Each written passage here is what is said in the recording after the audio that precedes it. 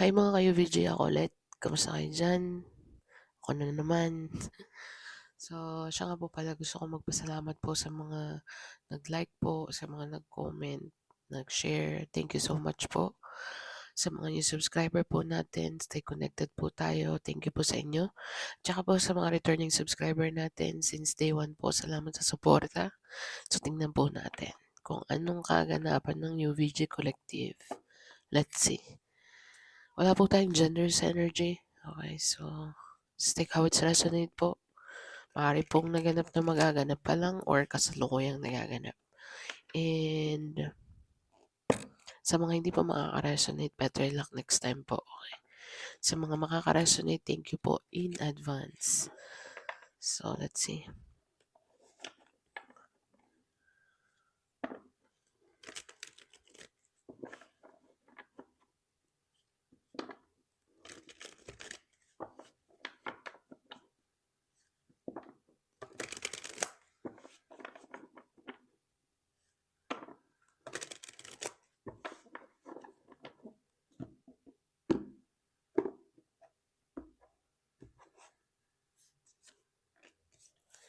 Ten of fire, seven of air, three of air, victim mentality to chariot card.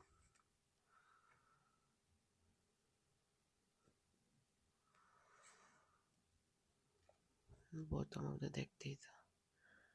Five of earth. Meron dito someone is feeling left out. Okay. Feeling heartbroken that you are moving towards focusing more on the things that matter. With the Ten of Fire, nagmumultitask ka dito, busy ka. Mas priority mo dito yung priority mo. Tama ba yung sinabi ko?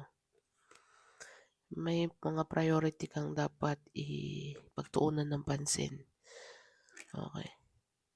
Hindi ko alam kung sino tong feeling left out. Seven of Air, Three of Swords, and the Five of Earth. Someone is hurting. Okay.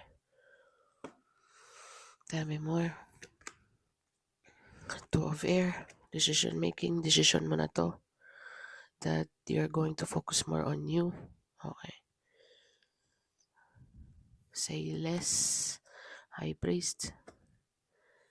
Because you know this person. Ace of Air. Hindi ko pa alam kung sa career, love, family, friends, department. But sa nakikita ko sa spread sa baba, merong katotohanang exposed dito, which is with the Ten of Earth.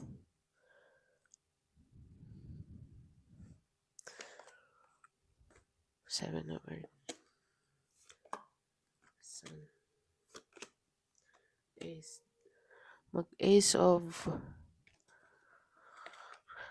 Swords and the Ace of Wands. Pero alalahanin na sa underneath po tayo ng Three of Air. Okay. For some of you, okay, ito lang may explain ko. For those people na cut off nyo or no longer serving your highest good, I think mararamdaman mo yung relief. Kasi, dali, paliwanag ko. Empress card. Okay. As I said, you are focusing more here on the things that matter, Virgo. So, this is the energy. Okay. This is the energy update. Ang gaganda ng outcome dito. At first, meron ditong heartbroken. Okay. Kasi you're not paying attention anymore. Meaning, with the Two of Air, you have already decided, which is dapat ang Two of Swords dito is already in the reverse. Okay. Pero may naghihintay pa dito na hindi pa final ang decision mo. And you, on the other hand, you don't care. Okay. You don't care if may nag-iintay ng validation mo or may nag-iintay ng kung ano ang move mo. It doesn't matter for you because you have something going on that does matter, more important, na kailangan mong atupagin kaysa sa mag-pay attention sa kung sino man 'to, I think this person broke you at first, okay? And then there is with the 7 of Earth and the 10 of Fire. I think alam mo na strategy dito, master ka na sa mga ganitong energy, manipulative energy. Projection, I mean, magki-create ng drama dito, 5 of Earth, feeling left out, feeling, hey, it's not how it works. Yan eh. Ba't ko nasabi yun? Dang it, ikakat ko na lang. Meron ka ditong Ace of Earth, Ace of Fire, the Sun Guard, High Priest, the Empress, and you're good. And while you are doing good, someone is like feeling left behind. While you are living your own terms, deciding your own life, meaning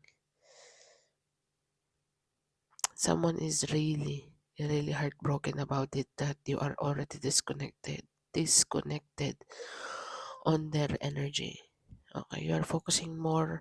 This person sees, nakikita ng person na to, na you are disconnected, multitasking here, you're busy on something, you're not paying attention to those person. You act cold, give a cold shoulder, someone is heartbroken dito. But with the 7 of Swords, it's like you feel this person strategically doing something just to get your attention here, Virgo. Yun ang nakikita ko. With the 3 of Swords here, this person is heartbroken that nakikita nyo with the Ace of, you are pushing something here and you are thriving without this person. And you are gaining more and more ideas para bagang gumaan ng pamumuhay.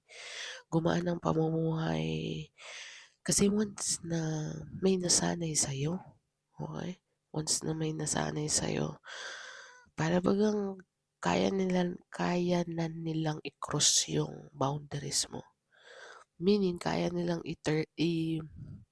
i-tear down yung boundaries mo at any time. Anytime kasi alam nila kabisado ka meaning you have a good heart with the Empress card. You're showing an empathetic kind of energy to them. Okay, maybe this is in the workplace with the 8 of Pentacles. And you as Sagaran with the 10 of Fire, you've got a lot of responsibility. You are on the verge of making a decision to cut people out, to leave people behind for those people na there's no longer serving your highest good. Pasensya na po kayo sa English ko. Ba't pa kasi ako nag-i-English? Andito na naman tayo sa tanong na yun. Pero anyway, sana naman kahit puro baliktad yung mga pag-i-English ko na on the spot nyo pa rin. Sa mga hindi po makaka-resonate, better luck next time po. Sa mga makaka-resonate, thank you po in advance. Pero may naghihintay dito ng decision mo. Okay, and this person is seeing you like you're doing your own thing. You're being happy. You've got a lot of ideas popping out. This person sees you're moving forward without this person, and frustration, kinakain ng frustration tong person na to kung sino man to para sa'yo. Okay. Regardless, you are moving forward, you are on your own energy, your own circle, you're paying attention to your own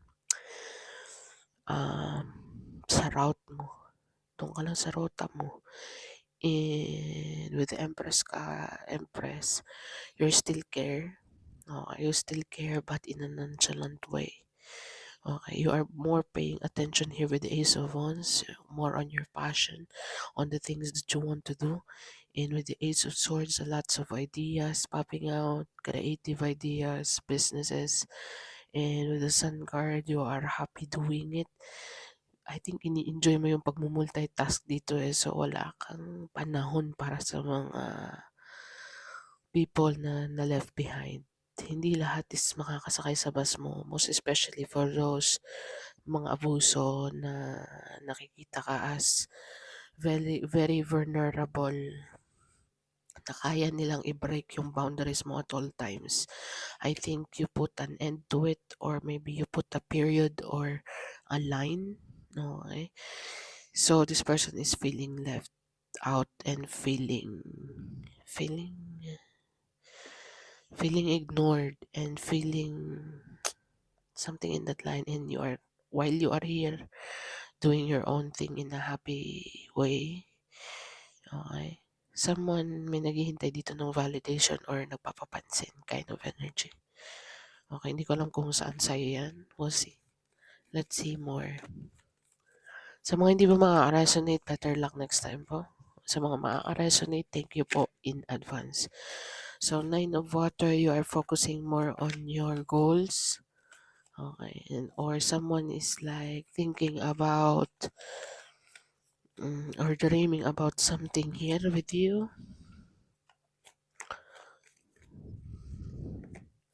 The call. So, expect some call here, as I said kanina. Para bagang may nag-imagine sa'yo dito. Okay. This is a different scenario. Okay. Or maybe the same thing, same person. Or if it's not, pero parang feeling ko bagong energy. This is a new energy, Virgo. Someone is fantasizing about you. Someone is dreaming about you. And someone wants to talk to you. Okay. Why is that? Bakit?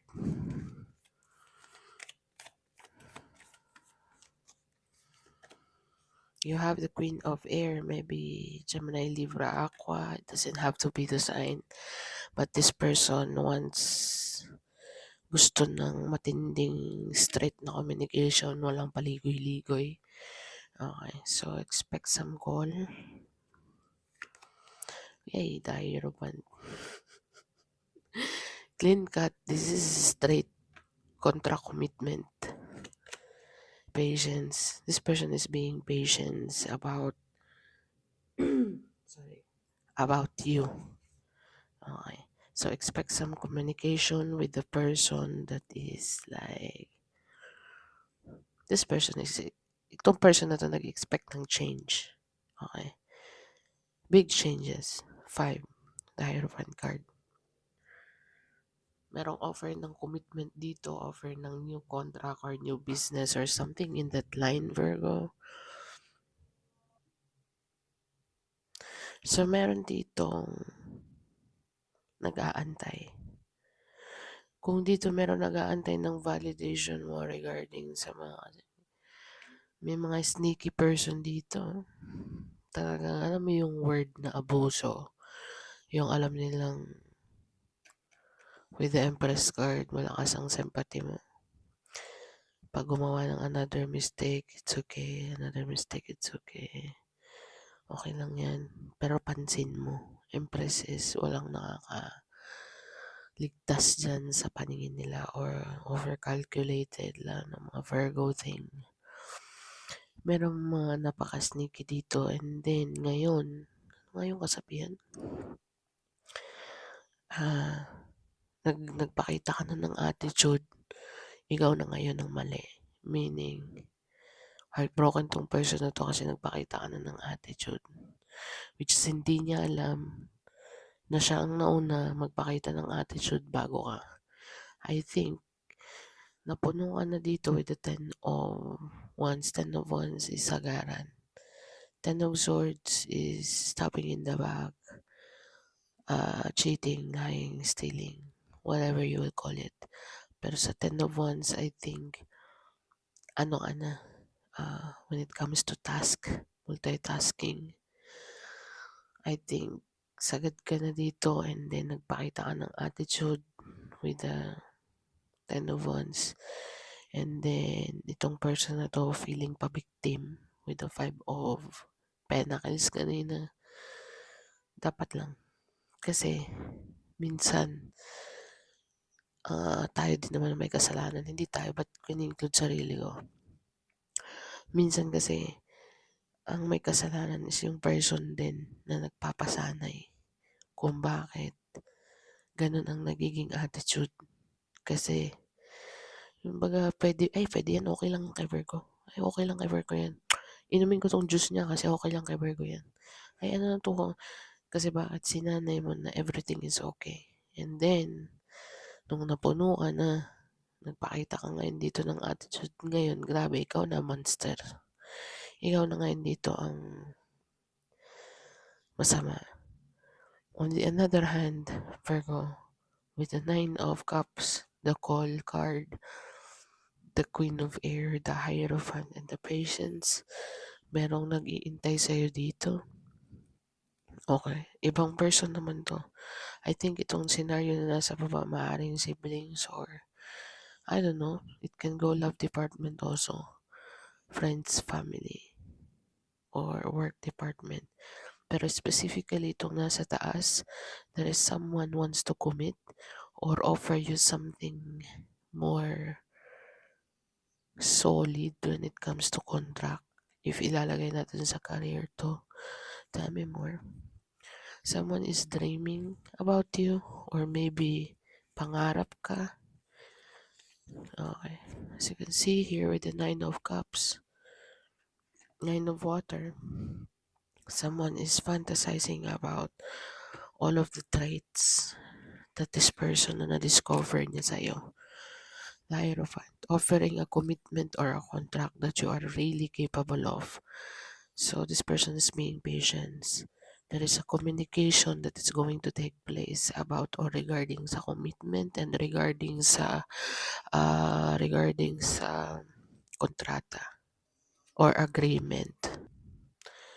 Ikaw on the other hand dito sa spread na to, yung sinasabi ko kanina, unang scenario na about sa stepping in or kayang gibain ng boundaries mo at anytime doon sa person na sinanay mo na ganunin ka. Okay, now nagpakita ka na ng mataas na boundaries and this person hindi niya na ma-reach and someone is heartbroken, feeling left out by you, naghihintay ng validation mo.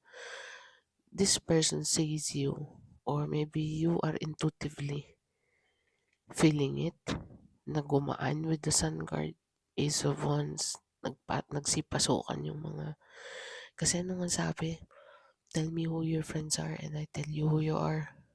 Kind of energy kung sino man ang person, kung yung person na yan is broke or something, the more na lagi kayong magkasama, lagi kayong close kayo sa isa't isa, para baga na-absorb mo na rin yung pagka-broke niya kind of energy. So, that's why yung kasabihang, tell me who your friends are and I'll tell you who you are, I think na kikita ko yun dito sa lapag. But at the end of the day, sa nakikita ko na ni-remove mo yung self mo dito. Pero kahit inalis mo yung self mo dito or naglagay ka ng mataas na boundary, meron pa rin nag-iintay sa magiging decision mo to of Swords to the Three of Swords. Pero this person knows na you're already done with the Ten of Wands. Okay, you are more focusing on happiness, creativity, passion, the things that will work on you. You are moving forward with the Empress card. Ano ka pa rin? Mabait ka pa rin. Pero hindi ka na lang magsasalita or shut down or something in that line. Seven of Earth is like you're just, someone is like waiting on you patiently. Kung kailan ka magsasalita or kailan mo sila i-validate. Okay, someone is expecting your validation here, Virgo. Okay, but on the other hand, in this card, merong someone, hinahabaan niya pasensya niya, gusto niya makapag-usap sa iyo, straight communication when it comes to commitment, and about legalities, contract, something in that line. This person is dreaming about you, actually. So, let's see. Two more cards. Eight of Pentacles. I think someone in your work. Okay. Or maybe we don't know specifically. Let's see.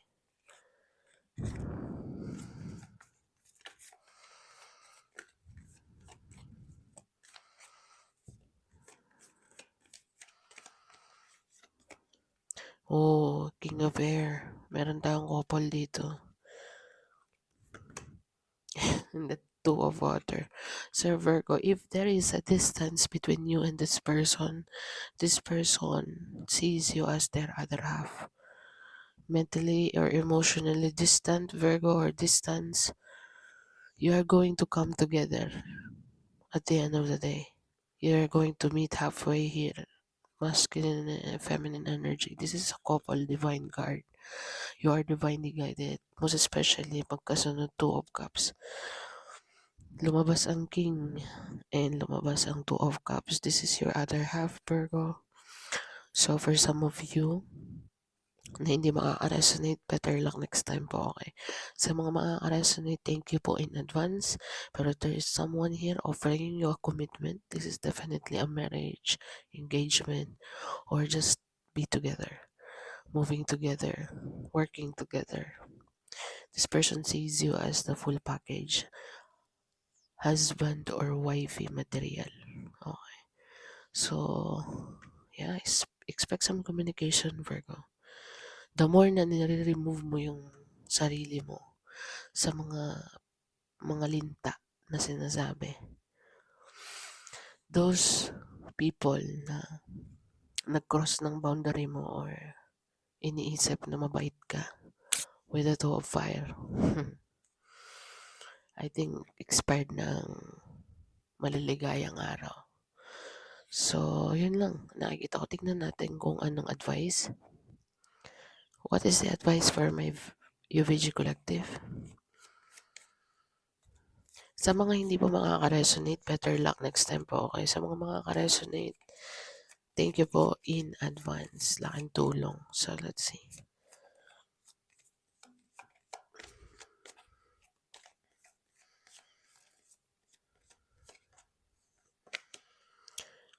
Show the world the real you, Virgo.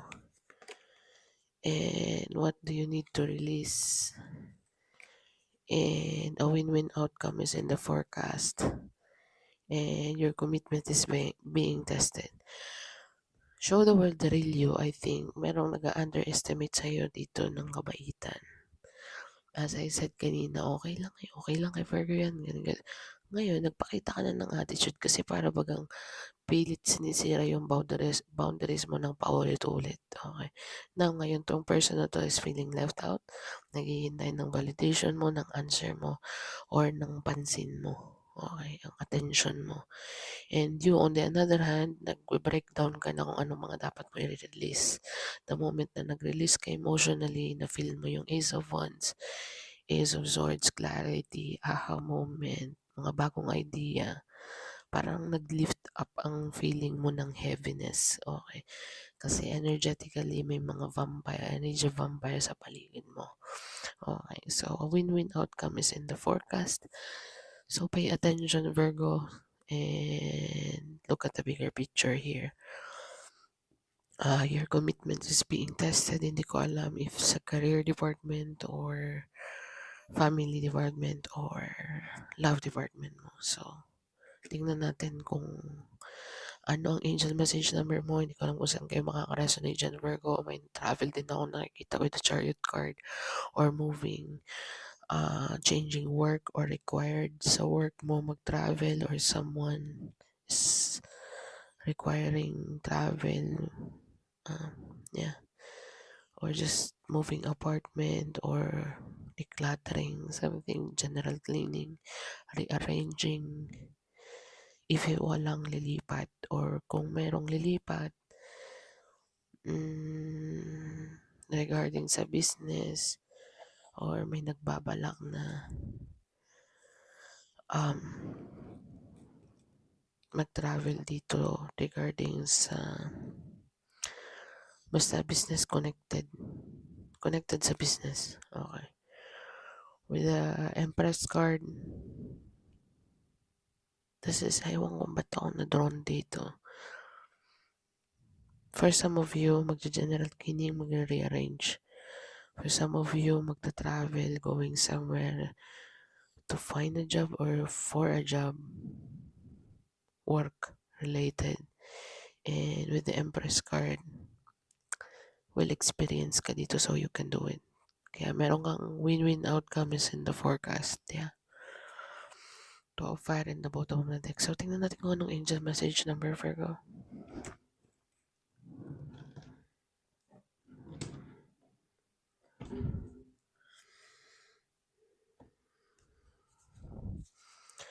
What is the angel message number for my Virgo? Please, ano po ay nakaresonate. Sa mga hindi po makaka-resonate, better lang next time po. Okay? Sa mga makaka-resonate, thank you po in advance. So, let's see.